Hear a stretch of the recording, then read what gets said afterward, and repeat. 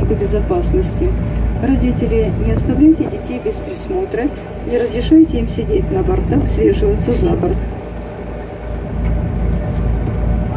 Не выбрасывайте мусор в море. Емкости для сбора мусора расположены на палубах нашего теплохода.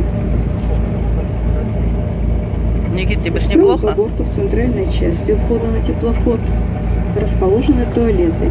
Бережно и экономно расходуйте пресную воду.